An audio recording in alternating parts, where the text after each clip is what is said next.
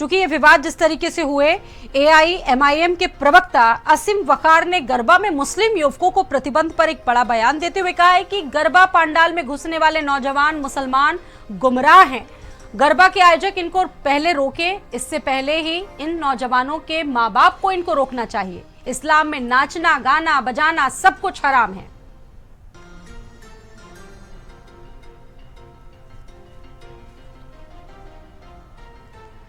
तो अब इस पर तमाम लोगों से गुजारिश करता हूं, मुसलमान माँ बाप से, कि इन आयोजकों के और हिंदू संगठनों के रोकने से पहले आप अपने बच्चों को रोकिए।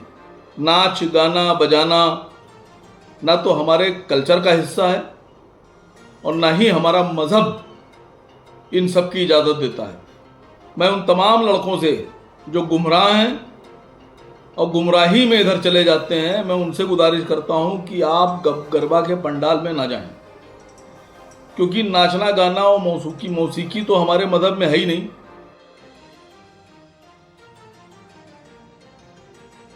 सुन रहे थे, नवरात्रि कार्यक्रम में आने से पहले ही जहां जगह जगह चेकिंग हो रही है, अलीगढ़ से लेकर झांसी तक इस तरह के मामले सामने आए, उस पर आसिम वकार की प्रतिक्रिया, उन्होंने सीधे तौर पर मुस्लिम युवाओं के माता पिता से गुजारिश करते हुए, अपील करते हुए कहा कि आप उनको वहां भेजे ही ना, कोई हिंदू संगठन उनको रोके, उससे पहले माता पिता को रोकना चाहिए।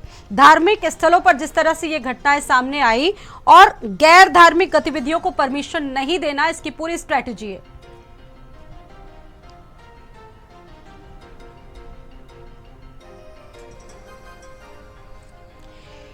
इन्हीं खबरों पर बातचीत करने के लिए हमारे साथ रिपोर्टर्स मौजूद हैं। बातचीत करने के लिए झांसी से हमारे साथ राम नरेश मौजूद है इसी खबर पर, अलीगढ़ से हमारे साथ मुकेश भी हमारे साथ मौजूद है और लखनऊ से हमारे साथ कफील मौजूद है इसी खबर पर बातचीत करने के लिए। सबसे पहले झांसी पर आते हैं।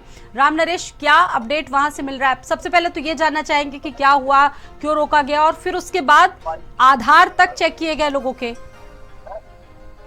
जी स्वाति, मैं बता दूं कि कल रात में 10:30 बजे के तकरीबन जो झांसी का सबसे वीआईपी इलाका है, सदर बाजार के क्षेत्र में आता है, इलाहाबाद बैंक चौराहा, वहाँ एक गेस्ट हाउस में एक गरबा का कार्यक्रम आयोजित हो रहा था, जिसको गरबा महोत्सव का नाम दिया गया था।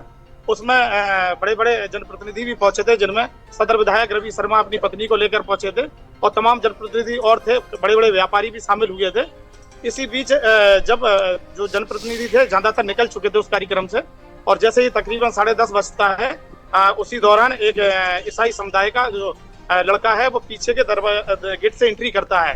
उसको बजरंग दल और विश्व हिंदू परिषद के जो कार्यकर्ता थे वो पकड़ लेते हैं और आधार कार्ड चेक करते हैं उसका। इसके बाद पुलिस आ जाती है और आयोजक के साथ नोकझोंक होती है। ये जो कार्यक्रम करा रहा था तो आसरा जो एनजीओ है उनके द्वारा हो रहा था, उसमें जो आयोजक थे बंटी शर्मा, उन्होंने पुलिस के साथ भी थोड़ा नोकझोंक की, तो पुलिस ने उनको हिरासत में ले लिया। हिरासत में ले जाने के बाद थाने में बैठाला। मामला जब ज्यादा बढ़ा तो उनका 151 में चालान किया गया और मजिस्ट्रेट के सामने पेश भी किया गया। इसी दौरान साफ साफ संदेश दिया गया है। जो हिंदू नेता थे, वो हिंदू संगठन के जो कार्यकर्ता पहुंचे थे, उनका कहना है कि जो भी कार्यक्रम होंगे आगे चलकर सभी के आधार कार्ड चेक होंगे और सभी को एंट्री मिलेगी। किसी भी प्रकार से हम अपने धर्म के साथ खिलवाड़ नहीं कर सकते, ऐसी तमाम बातें थी वहाँ पर। अलीगढ़ से मुकेश भी हमारे साथ मौजूद हैं। अलीगढ़ में एक मुकेश नया फरमान सामने आया कि पहले कलावा बांधा जाएगा, उसके बाद तिलक लगाया जाएगा, उसके बाद ही किसी को एंट्री वहां पर मिलेगी। आधार भी कुछ लोगों के चेक किए गए।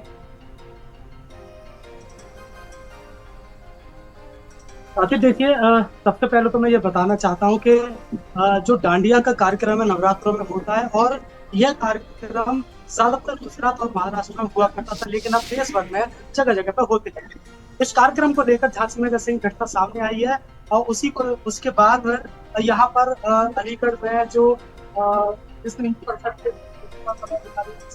ऐलान कर दिया है और जगह जगह जो कार्यक्रम होते हैं उनके आयोजकों से भी संपर्क साधा है कि जो भी कार्यक्रम होगा उसमें जो आने वाला व्यक्ति होगा उसका कलावा जो है चेक किया जाएगा, आधार कार्ड चेक किया जाएगा और तिलक भी लगाया जाएगा, उसके बाद ही उसको एंट्री मिलेगी। लेकिन बड़ा सवाल यह उठता है कि कार्यक्रम में तमाम लोग होते हैं, आते हैं, वो तो आते ही हैं, उसके अलावा जो ऑर्केस्ट्रा होते हैं वो भी लोग शामिल होते हैं और अगर खाना पीना होता है तो उसके लोग भी टीम भी शामिल होती है। क्या उनकी जो एंट्री होगी, क्या उनकी भी एंट्री जो है इसी तरह से की जाएगी?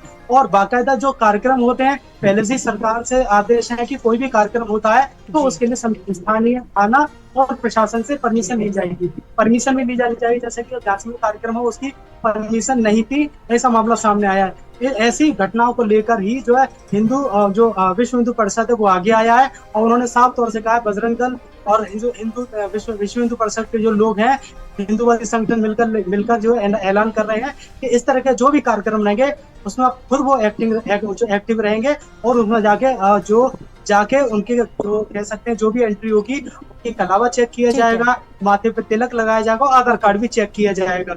लेकिन अब जैसे जो कार्यक्रम होंगे इनमें ये जो ऐलान हुआ है, क्या इसमें जमीनी स्तर नजर आएगा और प्रशासन इसमें किस तरह की अपनी भूमिका निभाएगा, ये भी जो है सोचने वाली बात है। कफिल भी हमारे साथ मौजूद हैं इसी खबर पर बातचीत करने के लिए लखनऊ से। कफिल, आप बताइए कि माहौल क्या इस वक्त लखनऊ में चल रहा है, चूंकि ये गैर धार्मिक लोगों के लिए जिस तरीके से ऐलान किए गए हैं हिंदू संगठनों की तरफ से, माहौल क्या है? क्योंकि अभी तक तो ऐसी कोई खबर नहीं थी। अब देखें, अगर हम पिछले कुछ सालों से, तो इस तरह की नियति बन गई है, सावन आता है तो इस तरह के कुछ निर्देश आ जाते हैं, इस तरह के धार्मिक आयोजनों में जिस तरीके से ऐलान होते हैं, इसको लेकर लोगों की क्या राय है? आपने लोगों से बातचीत की होगी, क्या पड़ताल की? बिल्कुल, देखिए, नवरात्र के दौरान गरबा डांडिया उत्तर प्रदेश सहित देश के तमाम हिस्सों में आयोजित होता है। इस बार काफ़ी चर्चा है कि जो विश्व हिंदू परिषद है उसने ये ऐलान कर दिया है कि गरबा और डांडिया में कोई दूसरे मज़हब का व्यक्ति दाखिल नहीं होगा। तो इसको लेकर जगह जगह विवाद भी हो रहा है, कई जगह हंगामा हुआ। लखनऊ में भी हिंदू समाज पार्टी ने ऐलान किया था कि जो भी डांडिया और गरबा का कार्यक्रम होगा उसमें जो भी एंट्री होगी उनका आधार चेक किया जाए, इसके अलावा तिलक लगाया जाए, गौमूत्र तक छिड़कने की बात कही थी।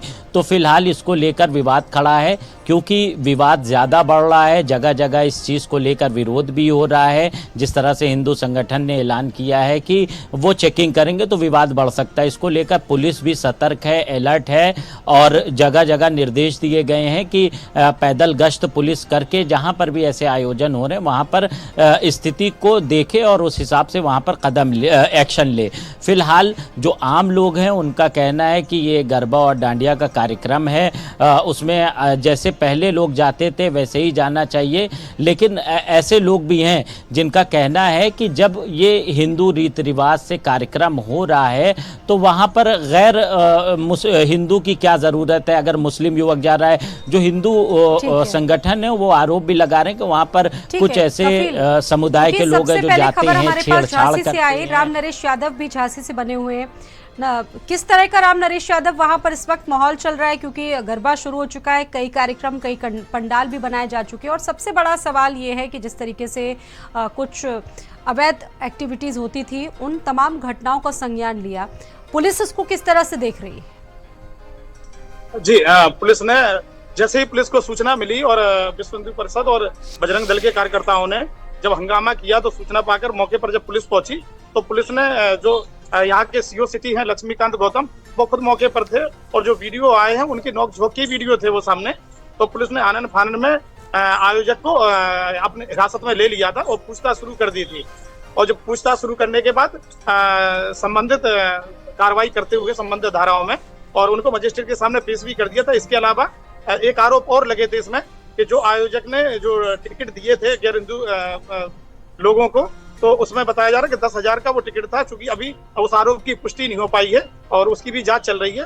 तो अब भी तमाम जो हिंदूवादी संगठन है उन्होंने एक साफ संदेश दे दिया है कि झांसी में जो अब आयोजन होंगे, समय हर दिन नए नए आयोजक होते हैं और नए नए आयोजन होते हैं और कोई दिन ऐसा नहीं है जिस दिन बड़े स्तर से आयोजन ना हो रहे हो झांसी में।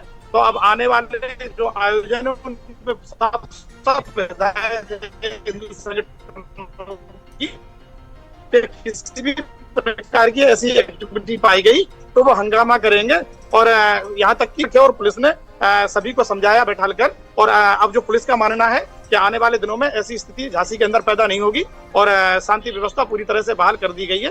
फिलहाल उस जो रात में हंगामा हुआ उसको पुलिस ने मौके पर पहुंचकर समय रहते हुए सभी को समझाकर और रफा दफा कर दिया था मामले को और दोनों ही जो पक्ष थे शांत हो चुके थे। जी स्वाति। बिल्कुल, और अलीगढ़ से मुकेश भी हमारे साथ मौजूद हैं, इसी खबर पर बातचीत उनसे भी कर रहे हैं। अलीगढ़ में क्या माहौल इस वक्त आप देख रहे हैं, क्योंकि इस तरह की चीजें हो रही हैं, सुरक्षा व्यवस्था भी व्यापक है, लोगों से भी आपने बातचीत की होगी, उन लोगों ने क्या बताया मुकेश? देखिए, लोगों की माने तो लोगों का ये कहना है कि जो गरबा और डांडिया जो कार्यक्रम है, एक सांस्कृतिक कार्यक्रम है जो कि नवदुर्गों में खास तौर से होता है, जिसमें लोग जो इसमें शामिल होते हैं, खासकर में उसमें महिलाएं और युवतियां शामिल होती हैं जो डांडिया का कार्यक्रम करती हैं और एक दूसरे के साथ डांडिया खेलती हैं। और ये मात्र एक एंजॉय वाला कार्यक्रम नहीं होता, ये एक धार्मिक कार्यक्रम है, सांस्कृतिक कार्यक्रम है, सीधा तौर से ये पूजा अर्चना का कार्यक्रम है, जिसको डांडिया कहते हैं। डांडिया का कार्यक्रम करने के दौरान ये माँ दुर्गा जी से अपनी प्रार्थना भी करती हैं, अपने आप को उसमें समर्पित रहती हैं। वहीं अगर प्रशासन की बात की जाए तो प्रशासन का ये कहना है कि जो भी कार्यक्रम हो रहे हैं उनको लेकर परमिशन पहले दी जा रही है, उसके बाद ही कार्यक्रम होगा। आयोजक को साफ तौर से निर्देशित कर दिया गया है। संबंधित जो भी थाना चौकी प्रभारी हैं उनको भी निर्देशित कर दिया गया है, क्षेत्र में अगर कोई भी कार्यक्रम होता है उसको लेकर अगर परमिशन नहीं है तो आयोजक का संपर्क करें, पहले उसे कहें कि वो पहले उसकी परमिशन है, उसके बाद ही कोई आयोजन इसमें होगा। हालांकि कोई अगर घर में कार्यक्रम करता है तो उसके लिए परमिशन की जरूरत नहीं पड़ती, लेकिन वाकई में पड़ती है। लेकिन जिस तरह से हिंदूवादी संगठन इसमें सामने आया, जो उनको इनका कहना आया कि